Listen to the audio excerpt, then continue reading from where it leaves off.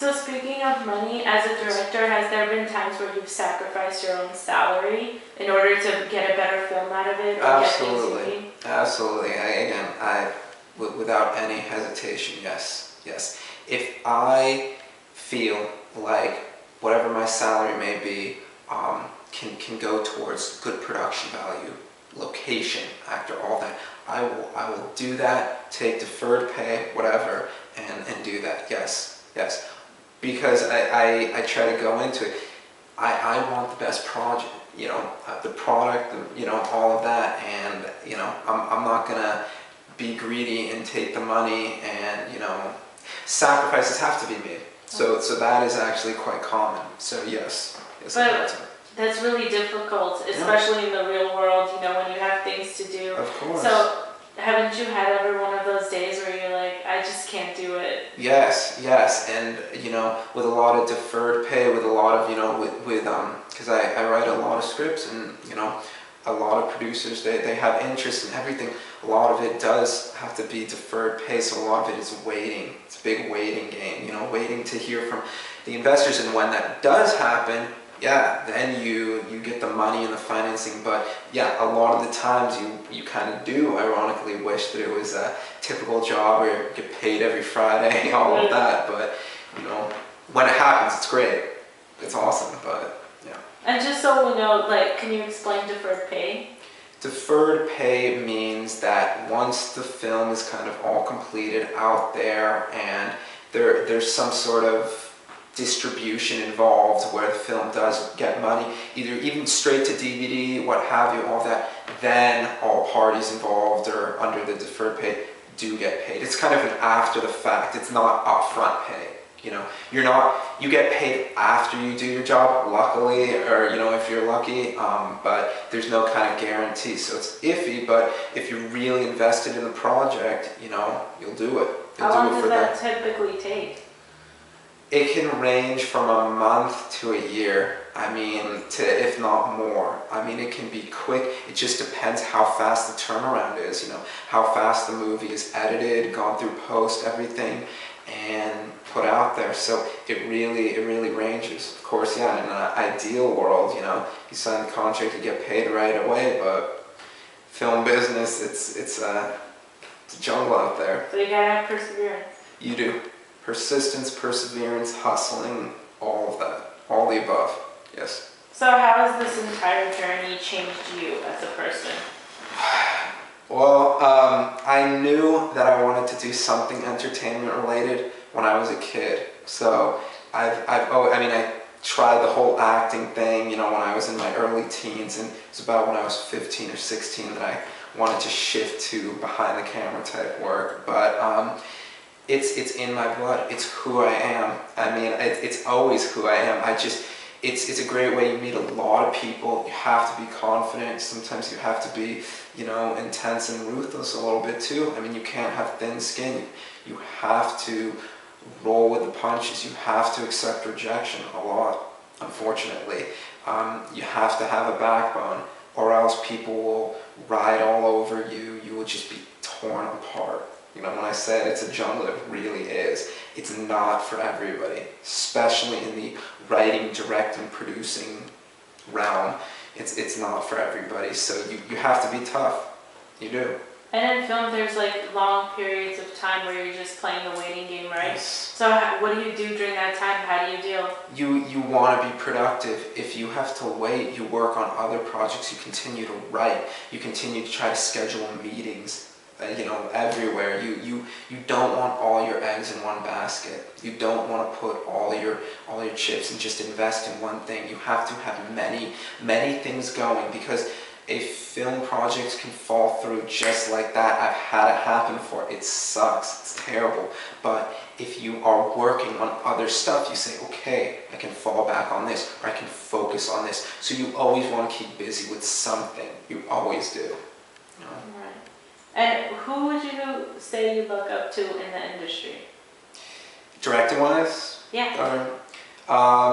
Probably people like Darren Aronofsky, Christopher Nolan, David Fincher, because they're the rare directors that make thought-provoking, very entertaining films that also do make money. It's best of both worlds. You know, you have these artistic, engaging films that are great, that are fun to watch, but they're also commercially successful. You know, you almost think it goes kind of hand in hand. You have all these crap commercial films that make a lot of money, but they're not that good. You know, you go for the garbage entertainment, the popcorn flicks, but there's not that much substance there.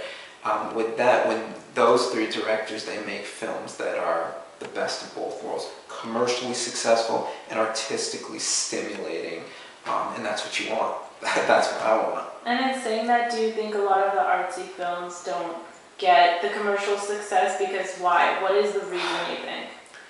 The average viewer, unfortunately, might think that they're too boring, they're too slow moving, they don't understand them, all of that. They're not explosions happening every 2 seconds, right. You know. And don't get me wrong, there are times when I definitely love those, you know, shoot 'em up action, you know, flicks. But for their artistic films, yeah, they either think, and same with some foreign films, either too slow moving, too different from the typical American, you know, norm.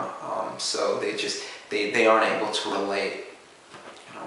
But some commercial films, although don't have much substance, Yes. You would agree that they're good for people who just want to go and Oh, binge out. definitely. And no, there are times, if you were watching these really heavy artistic films all the time, no, you would be depressed, and it'd be too much, you know, too overwhelming. So you have to balance it, absolutely, you know.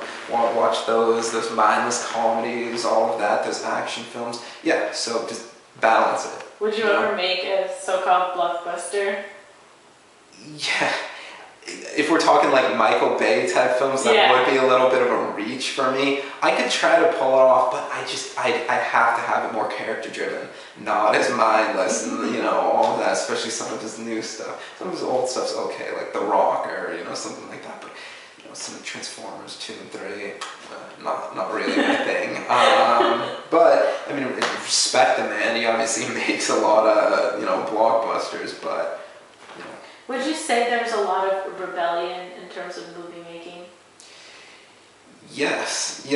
Kind of, people love to go against the norm. People love to kind of shock and awe, push the limit. I mean, is that kind of what you're asking a little bit? Right? Yeah. Like by rebelling, I mean, perfect example. When we're talking about one of the directors, I talked about Requiem for a Dream. I think pushed the limit a little bit. You know, just with the kind of intense things where you want to look away, but you can't. It's magnetic, and I like that. And I can think of obviously other films, but a lot of new up and coming filmmakers do love to push the limit, whether it's graphically, you know, more visceral, violent, or just disturbing. But you know, the certain demographic they want the audience to still be engrossed, to be like, God, this is so like either nasty or whatever, but I can't look away. Like it's a car accident. Car crash, you know. People don't want to look, but there's something that gravitates them towards that. You know. Where do you see yourself in 10 years? I see myself consistently making feature films, good, you know, obviously good, good, you know, thought-provoking feature films that get out into theaters and making a true good living off of it, making a career out of it, both writing and directing, being an auteur, and just, you know, having my certain style, my distinct thing, and just consistently making great films that people love to see. If you can talk to your 19-year-old self, what would you tell him? I would tell him, from obviously where I am, you know, keep going. The best is yet to come. You're awesome. You know, yeah. I just continue. Don't give up. You know, there will be those negative people that will hold you down. There will be the people that talk you up and nothing but talk. That's another thing in this business that's terrible. People will talk and say, oh, I'm going to get you this, I'm going to get you that. Until action happens, you can't really take their word for it. That's why you can't be too excited there. Until there's that okay, cool, show me the money, right? You know, show me the contract, all that. And I don't let those people get to me. But you learn to not be so naive about that. So is that the advice you would give to anyone else? Yes, yes. And also for people who are starting out, if it sounds too good, it usually is. You know, basic rule of thumb. But yeah, just don't give up. Continue to do it. If you really feel like this is your path that you want to go towards, go it, hit it hard, and just continue to do it. Write as much as you can for the writers out there. With directing, direct as much as you can. Even if it's just home video type stuff. If you have a camera, you and your friends have a camera, do some improv, just record. It doesn't even matter. Put it on YouTube, whatever. As long as you're continuing to stay hungry, continuing to really just work on your craft, then you're doing something right. And that your break can just be right around the corner. That's great. Thanks, Mike, for sitting down with us. Thank you. Thank you very much. Thank you.